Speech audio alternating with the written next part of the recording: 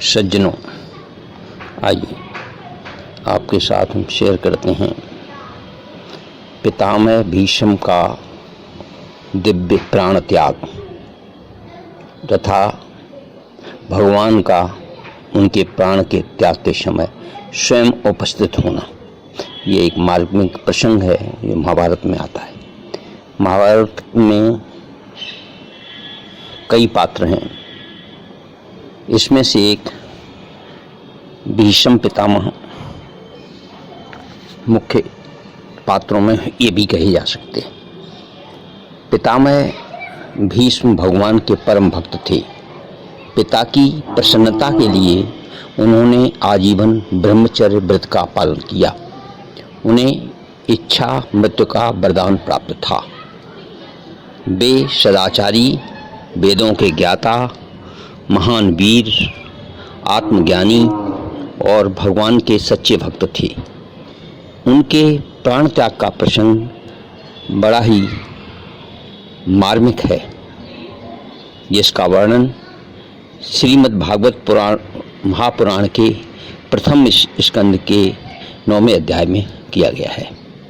धर्मपुत्र राजा युधिष्ठिर महाभारत के युद्ध में हुए स्वजनों के वध के कारण शोकग्रस्त हो रहे थे। उनका चित्त किसी भी तरह शांत नहीं हो रहा था। तब भगवान श्री कृष्ण उनको भीष्म जी के पास लेकर आए। भगवान श्री कृष्ण भीष्म जी के प्रभाव को जानते थे। भगवान अपने भक्त की महिमा को प्रकट करने के लिए ऐसी लीलाएं किया करते हैं। राजा युधिष्ठिर ने सब धर्मों का ज्ञान प्राप्त करने की इच्छा से कुरुक्षेत्र की यात्रा की, जहां भीष्म पितामह सरसैया पर पड़े हुए थे। उस समय भरतवंशियों के गौरव रूप भीष्म पितामह को देखने के लिए सभी ब्रह्मर्षि, देवर्षि और राजर्षि वहां आए।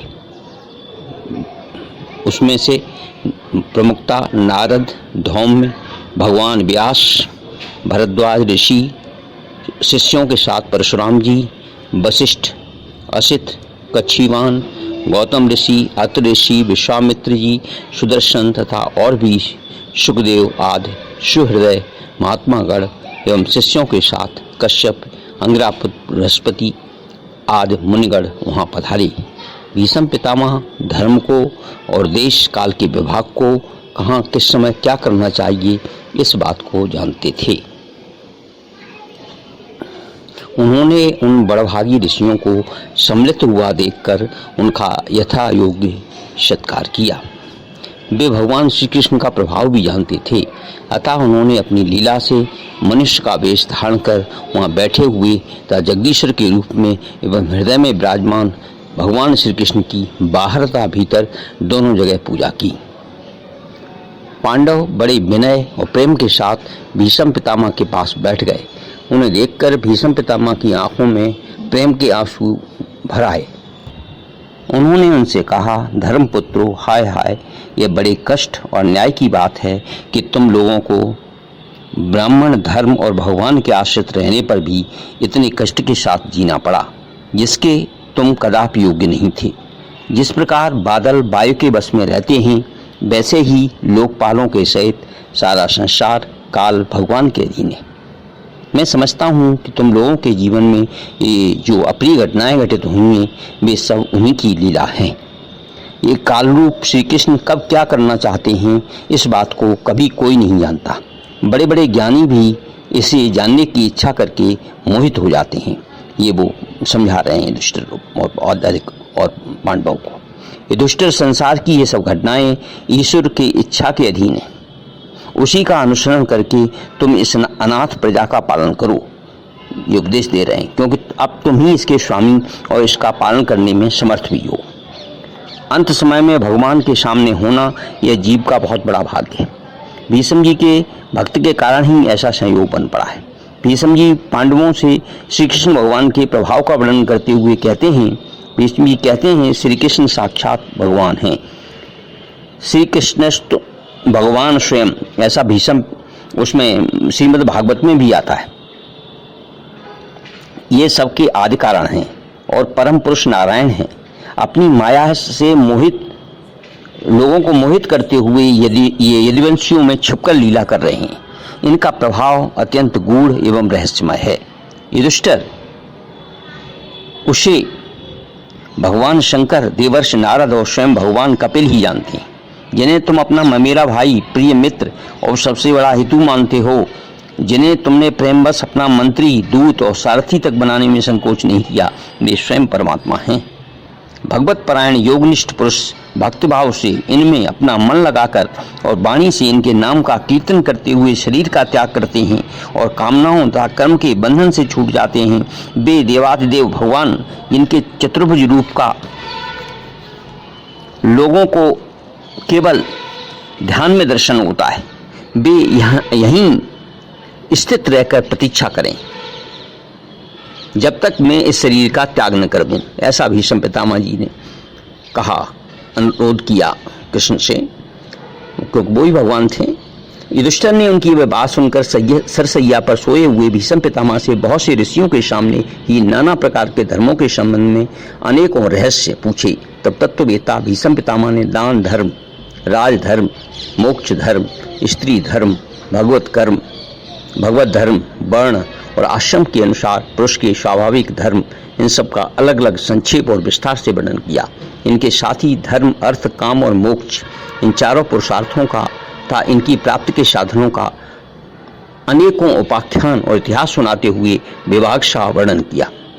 भीष्म पितामह इस प्रकार धर्म का प्रवचन कर ही रहे थे कि वह उत्तरायण का समय आ पहुंचा। जैसे मृत्यु को अपने अधीन रखने वाले भगवत परायण योगी लोग चाहा करते हैं। उसी समय भीष्म पितामह ने जैसे ही उत्तरायण का समय आया, क्योंकि उनका ये था कि हम उत्तरायण शुरू हो जाएगा तभी शरीर का परित्याग करेंगे, तो भीष्म पितामह ने क्या किया, वाणी का संयम करके मन को सब ओर से हटाकर उसे अपने सामने स्थित आदि पुरुष भगवान श्री कृष्ण में लगा दिया। भगवान श्री कृष्ण के सुंदर चतुर्भुज विग्रह पर उस समय पीताम्बर फहरा रहा था। भीष्म जी की आंखें उसी पर एकटक लग गईं। उनकी शस्त्रों की चोट से जो पीड़ा हो रही थी वह तो भगवान के दर्शन मात्र से ही तुरंत दूर हो गई। तब भगवान की विशुद्ध धारणा से उनको जो कुछ अशुभ शेष रह गए थे वे सभी नष्ट हो गए।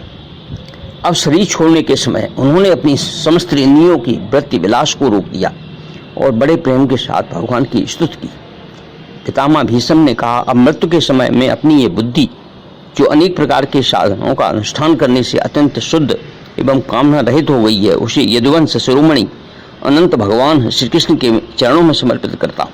ऐसा उन्होंने मन ही मन विचार किया। जो सदा सर्वदा अपने आनंदमय स्वरूप में स्थित रहते हुए भी कभी विहार करने की इच्छा से प्रकृति को स्वीकार कर लेते हैं, जिससे यह श्रेष्ठ जिनका शरीर जिससे यह श्रेष्ठ परंपरा चलती रहती है, जिनका शरीर त्रिभुवन सुंदर एवं श्याम तमाल के समान श्यामला है, जिस पर सूर्य रश्मियों के समान श्रेष्ठ पीताम्बर लहराता रहता है, जिनके कमल सदृश मुख पर घुंघराली अलकें लटकती रहती हैं, उन अर्जुन सखा श्री कृष्ण में मेरी निष्कपट प्रीति हो।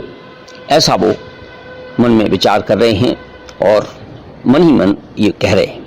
गीता के रूप में आत्मविद्या का उपदेश करने वाले परम पुरुष भगवान श्री कृष्ण के चरणों में मेरी प्रीत बनी रहे। अर्जुन के रथ की रक्षा में सावधान जिन श्री कृष्ण के बाएं हाथ में घोड़ों की रास्ती, दाहिने हाथ में चाबुक, उन दोनों की शोभा से उस समय जिनकी अपूर्व छवि बन गई थी, ता महाभारत युद्ध में मरने वाले वीर जिनकी इस छवि का दर्शन करते रहने के कारण सारूप मोक्ष को प्राप्त हो गए थे, उन्हीं पार्थ सारथी भगवान श्री कृष्ण ने मुझ पर मरणासन की परम प्रीति हो।